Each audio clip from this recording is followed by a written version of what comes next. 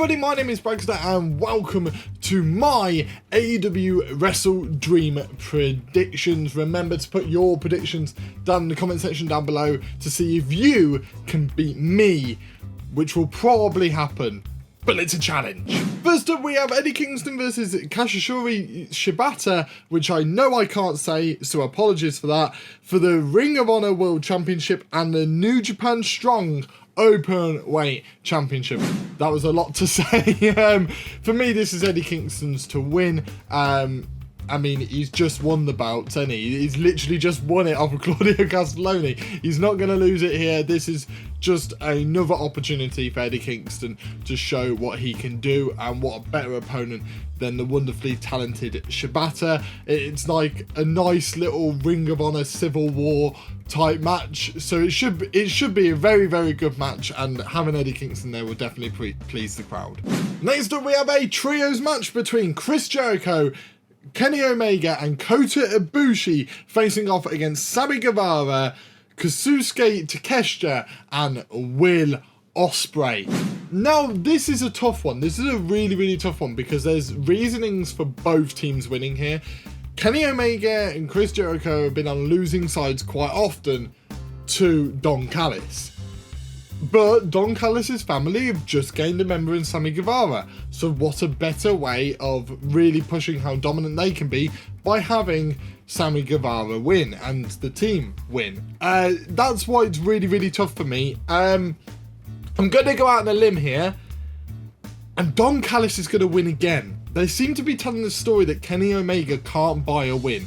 Whether that's in singles matches or in tag matches, he can't buy a win ever since losing Don Callis, and I think he's going to have to find a different version of himself, and right now he's still the same Kenny Omega that he was 6 months ago, the jolly Kenny Omega that we've been seeing with the Young Bucks, etc. I think we need that edge back. We need, that just badassery of Kenny Omega yet again, and I think here there's going to be some miscommunication between maybe Jericho and Kenny Omega, maybe leading to a match down the line between them two.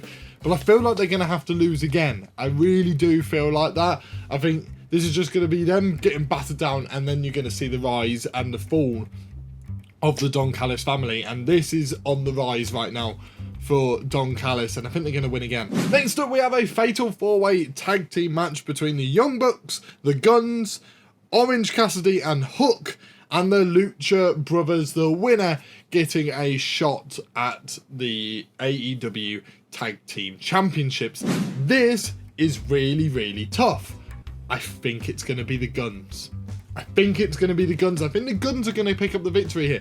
The Gunns have obviously won the titles way back when FTR beat them for said titles. Since then, they've obviously gone to Bullet Club Gold and gone to a new level, really. We've seen with the Gunns, and, their initial title run was good. Could have possibly been better, but it sort of elevated them a little bit. I think we're going to see the rematch between FTR and the Gunns. I think we really are going to see it. I think it tells a really nice story. Obviously, Bullet Club Gold and FTR have been going back and forth recently. I think it's going to be the Gunns, and the Gunns are going to go on to face FTR, which might be a spoiler for a later prediction.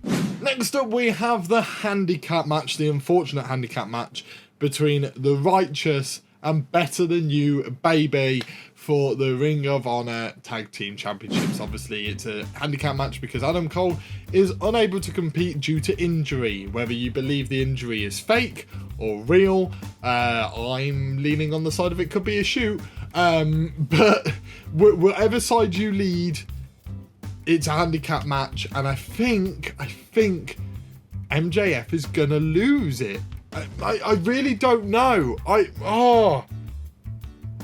No, MJF's going to defy the odds. Somehow MJF's going to win. I don't know how, but MJF's going to win. For them to continue this story, MJF's going to win, and he's going to win for Adam Cole here and later lose the titles. And possibly against the Kingdom. I could see that happening where he loses the titles to the Kingdom. I think he's going to somehow keep it here. I don't know how they're going to do it and make the Righteous not look rubbish.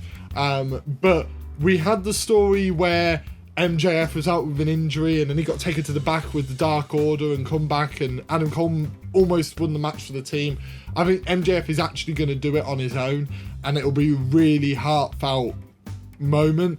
I could see them switching the titles here, but I'm going to stick to my guns and I'm going to have MJF somehow retain those titles.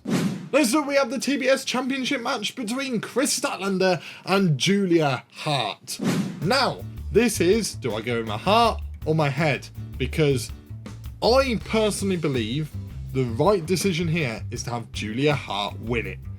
I think Julia Hart is incredibly talented, her character work is on another level at the moment, and I think it brings a bit of power back to the House of Black that they lost through the Trios Championships. However, I do think this is Kris Statlander's. I don't think they're going to pull a shock victory here. I think Kris Statlander, if she is going to lose the championship, is going to lose it in a story-driven match. She's not long beaten Jade Cargill, who's just been signed by WWE.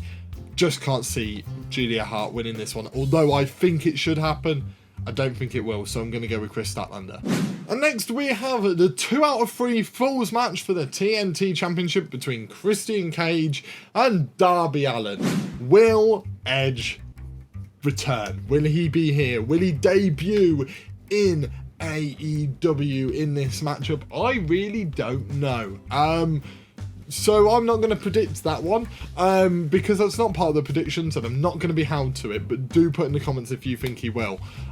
For me, I think Christian Cage has to win. I don't know why, I just think Christian's had this wonderful TNT title run. He's not long just won the title, and I think he's got to win it here. He's got to walk away with that championship. I don't know how they're going to pick up Darby Allin from here. It might take a while, but I think Christian has to keep that title. Otherwise, it's just going to feel like a pointless switch from Luchasaurus to Christian Cage. And next we have the AEW World Tag Team Championship match between FTR and Aussie Open. And as much as I love Aussie Open, I spoke earlier on about the fact that I think the Guns are going to win, and I think they're going to go on to face FTR, and therefore FTR must win this matchup. I think FTR's run as tag team champions has been very, very good. It's been very enjoyable, and I think their next journey is this clash with the Guns. I think that begins here with a win against Aussie Open. Aussie Open are just a stopgap, but it's a nice stopgap. I think, I think a lot of people were concerned about Aussie Open after they lost the Ring of Honor Tag Team Championships, but this is a very good way of showcasing them and keeping them towards the top of the tag team division, despite losing those titles not long ago. And the penultimate matchup, Swerve Strickland versus Hangman Adam Page. Can Swerve take Hangman's spot on the card? And I think he does. I think this is going to be a little bit of maybe a swerve, pun intended.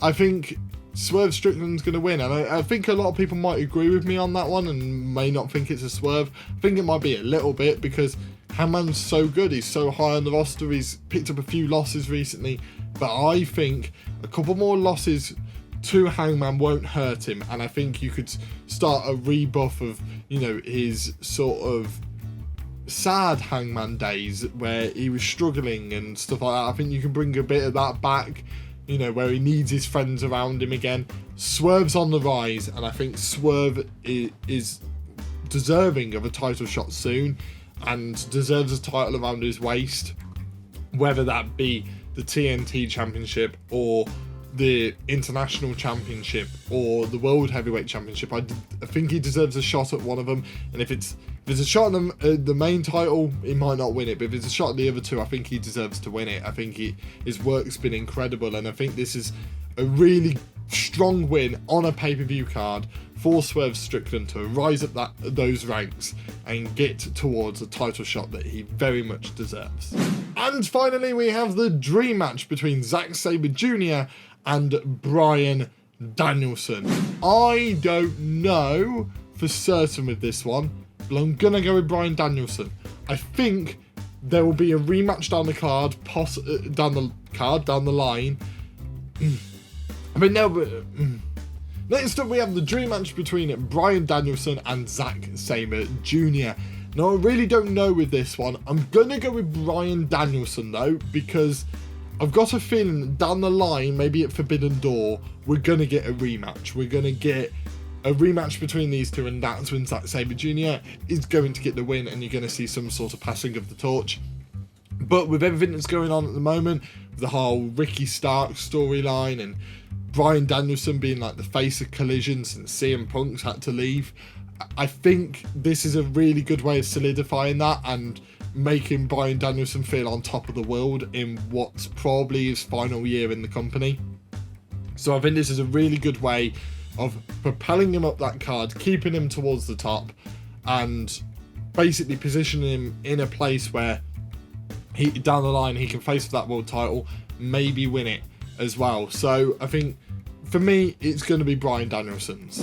So that is all of my predictions for AEW WrestleDream. Make sure to put yours down in the comment section down below to see if you can beat me. And if you want to see more of my content, then check out this video right here, where I try and win the Casino Battle Royale with Limitless Keith Lee. See ya!